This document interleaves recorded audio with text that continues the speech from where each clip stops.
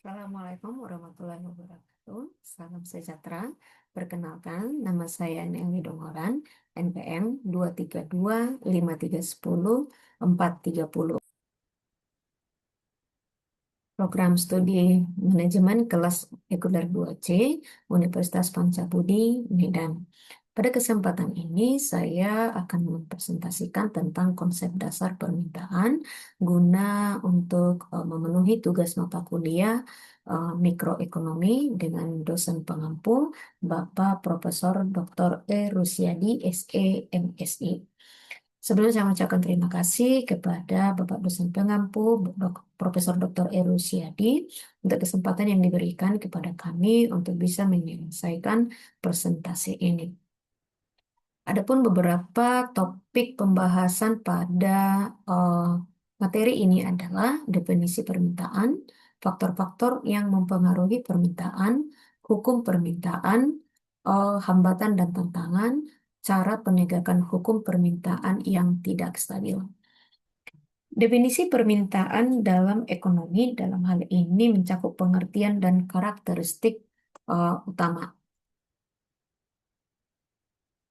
Permintaan adalah keinginan dan kemampuan konsumen untuk membeli barang atau jasa pada berbagai tingkat harga. Permintaan bergantung pada harga barang dan preferensi konsumen yang dapat berpengaruh atau dapat berubah seiring berjalannya waktu. Konsep permintaan merupakan dasar dalam ekonomi mikro yang menjelaskan cara pasar bekerja dan keputusan pembelian konsumen. Faktor-faktor yang mempengaruhi permintaan konsumen terdiri dari beberapa faktor. Yang pertama, faktor harga barang. Harga berpengaruh langsung pada jumlah permintaan, di mana kenaikan harga biasanya menurunkan permintaan barang. Dan yang kedua, pendapatan konsumen. Pendapatan menentukan daya beli. Peningkatan pendapatan umumnya meningkatkan permintaan. Semakin tingginya pendapatan dari konsumen, maka akan semakin meningkatnya permintaan terhadap barang. Dan yang ketiga, selera dan preferensi konsumen. Perubahan selera dapat menggeser permintaan ke produk tertentu sesuai dengan tren dan kebiasaan. Pada zaman sekarang ini sering sekali kita melihat bagaimana para konsumen itu berburu terhadap suatu barang karena itu adalah sangat tren atau barang tersebut sangat terkenal di kalangan masyarakat. Sehingga masyarakat berlomba-lomba untuk membeli barang tersebut. Dan yang keempat, faktor harga barang, substitusi, dan komplementer. Di mana harga barang substitusi yang lebih murah dapat menurunkan permintaan produk asli. Dan kenaikan harga barang komplementer dapat menurunkan permintaan barang yang terkait. Hukum permintaan. Hukum permintaan ini adalah hubungan negatif dan jumlah permintaan, di mana prinsip dasar dari hukum permintaan tersebut adalah hukum permintaan menyatakan bahwa terdapat hubungan negatif antara harga dan jumlah barang yang diminta. Ketika harga naik, biasanya permintaan itu turun, dan begitu juga sebaliknya, ketika harga turun, maka permintaan terhadap barang tersebut akan meningkat. Sehingga kalau kita lihat dalam bentuk grafiknya, semakin naik harga, maka akan menurunnya permintaan. Tetapi ketika harga itu turun, maka permintaan juga akan semakin meningkat. Salah satu contoh eh, pada saat ini yang sangat-sangat terkenal adalah tentang kopi.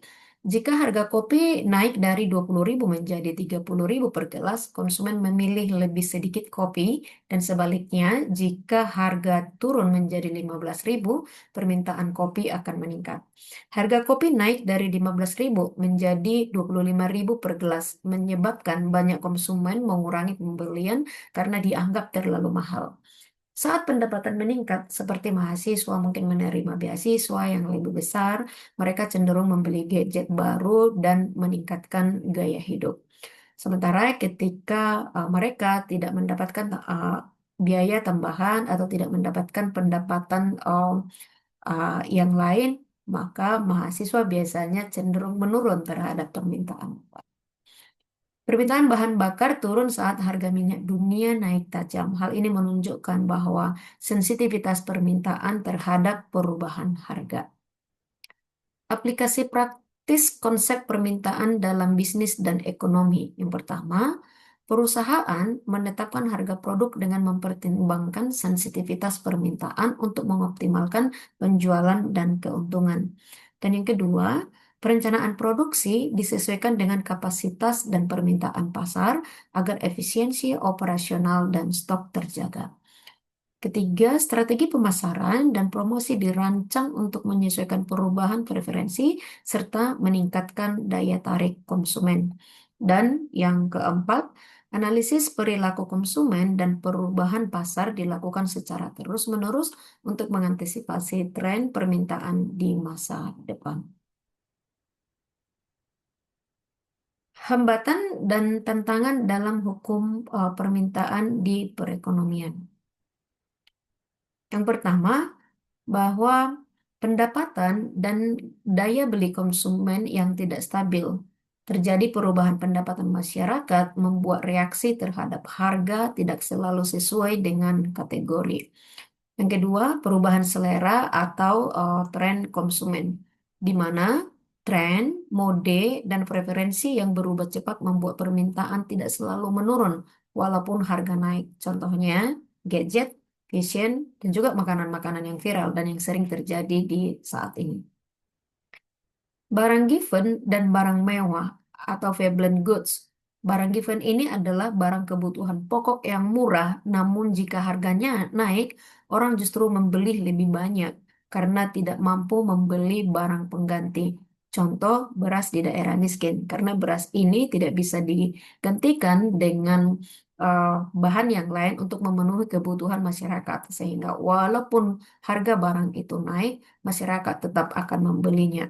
Dan ada yang disebut dengan istilah barang Veblen, di mana barang mewah yang justru permintaannya meningkat saat harga naik karena dianggap meningkatkan status sosial. Contohnya, mobil mewah dan perhiasan.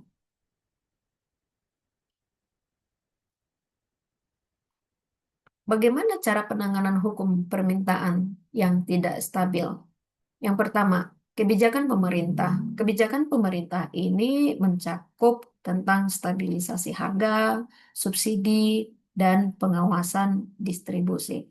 Jadi, pemerintah juga melakukan ataupun bertanggung jawab terhadap bagaimana menjaga permintaan di pasar itu untuk bisa tetap stabil, sehingga pemerintah memberikan subsidi terhadap barang-barang tertentu ataupun terhadap permintaan-permintaan tertentu atau kebutuhan masyarakat. Contohnya, pemerintah memberikan subsidi terhadap BBM, memberikan subsidi terhadap gas ataupun keperluan-keperluan rumah tangga lainnya. Yang kedua, strategi dari produsen dan atau penjual yang mencakup penyesuaian harga yang fleksibel. Yang kedua, melakukan inovasi dan diversifikasi produk, promosi dan edukasi konsumen. Dan yang ketiga, meningkatkan daya beli masyarakat, di mana pemerintah atau lembaga terkait dapat meningkatkan pendapatan masyarakat, misalnya melalui program bantuan sosial, penciptaan lapangan kerja, dan juga penyesuaian terhadap upah minimum. Dan yang keempat adalah meningkatkan ketersediaan informasi pasar, artinya membuka akses informasi harga dan stok barang agar konsumen dapat membuat keputusan yang rasional. Dari penjelasan tersebut di atas dapat disimpulkan bahwa permintaan merupakan konsep penting dalam mikroekonomi karena membantu menjelaskan bagaimana konsumen dapat mengambil keputusan dalam pembelian barang ataupun jasa. Demikian presentasi ini saya sampaikan. Mohon maaf jika ada hal yang kurang di dalam penyampaian ataupun kelengkapan materi. Sekali lagi, saya ucapkan terima kasih. Semoga presentasi ini dapat bermanfaat untuk semua yang mendengarkan.